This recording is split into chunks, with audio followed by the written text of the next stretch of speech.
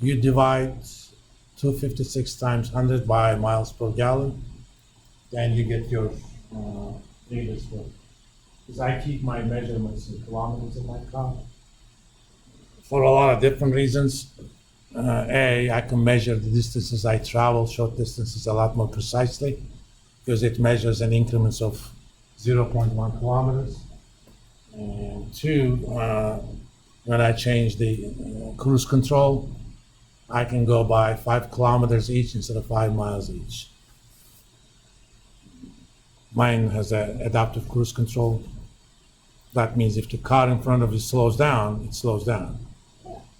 And if they speed up, it speeds up until the limit I put. Highway traveling is so good with that. My car also keeps you in the lane. It's called lane centering. Unfortunately, it keeps warning me if I take my hand off the steering wheel for 15 seconds. But that's okay. I like long distance traveling. I'm gonna drive up to Boston pretty much soon. That's gonna help me. Now let's do the same thing for Kroger.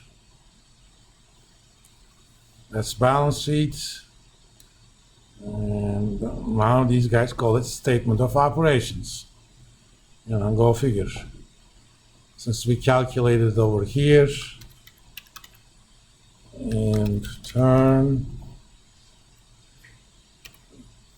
I'm gonna take, where are you? That's sales. That's the one.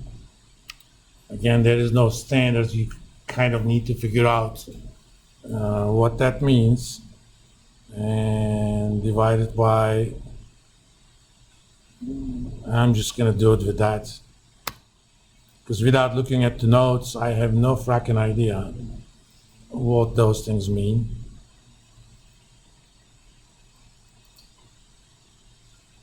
And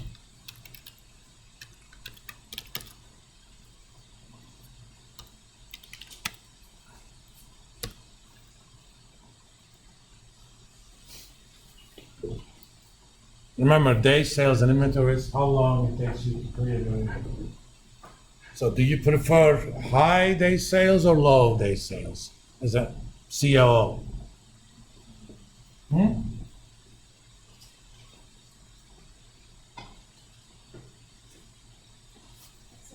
By the way, this is not high school. You don't have to raise your hand. Just speak. And please speak up. Go ahead. Low day sales? Yeah, because that's how many days you're essentially funding this inventory. So the less you fund it, the less costly it is. And apparently Kroger does that, at least last year, in about a month. It was a little bit faster than that before, but these things also fluctuate. How about Walmart?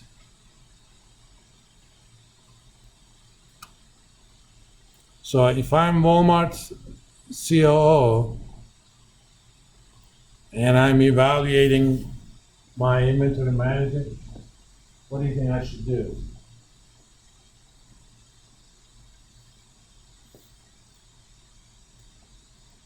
I'm gonna copy Kroger numbers and put them right below Walmart numbers. Just values.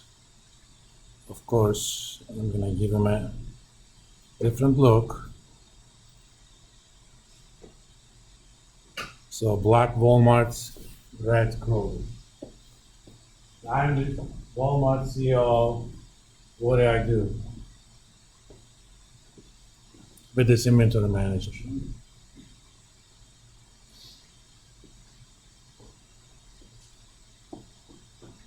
Tell me your opinion. There's no right answer here. I don't know your opinions.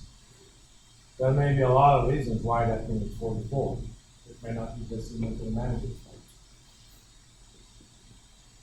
Well, at first look, I'm gonna can his ass and go ahead hunt the inventory manager of Kroger. That guy is 50% more efficient. Of course, there may be structural reasons for Walmart for that to happen. because they stock all sorts of things that are not necessarily all as popular.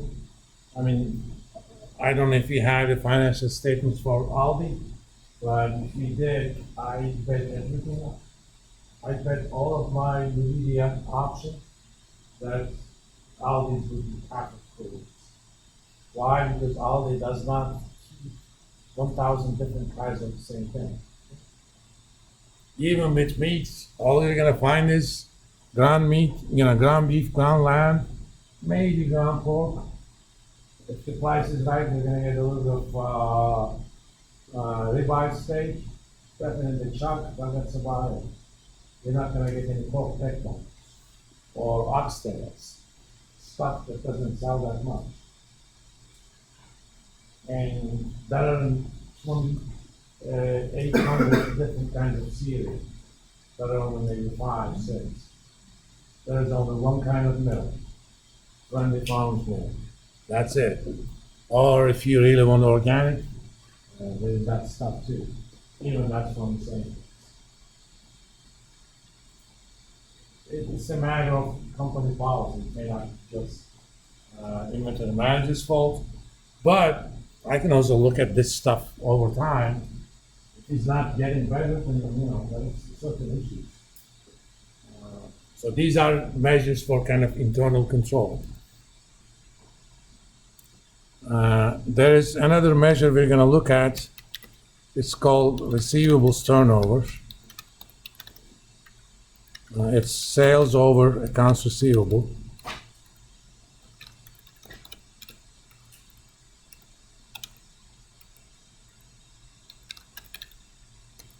It has the days receivable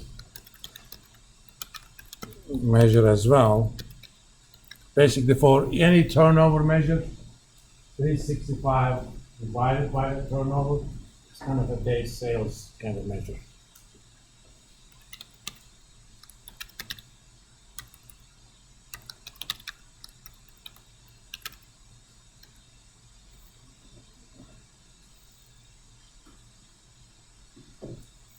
This ratio is also known as the average collection period,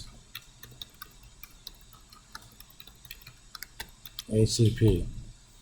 For Walmart and Kroger, it's not going to matter too much, because almost all of their sales are on credit cards, and typically it takes 3 to 5 business days between the time your card is charged and Walmart actually having that money in their bank. That's where companies like Visa and MasterCard make their money. They also charge these guys a fee for using that POS terminal, point of sale. But they actually make money essentially not funding that money for 3 days. All right, let's calculate that for Walmart only. Accounts receivable turnover. I'm gonna get sales. Yeah, I'm doing it for Walmart, yeah. Divided by from balance sheets. Where are you? Receivables next. That's 76, so ACP is 365 divided by 76. As I said, it takes about 5 days.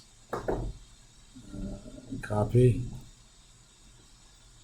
Paste the format only.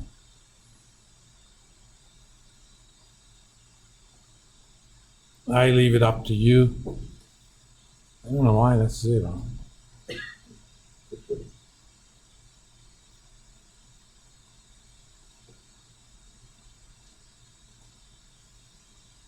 Oh, because I haven't calculated this yet.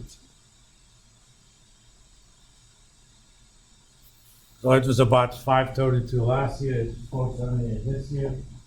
You may even have to give it a number of days and weekends and stuff. But, round it up to 5 days.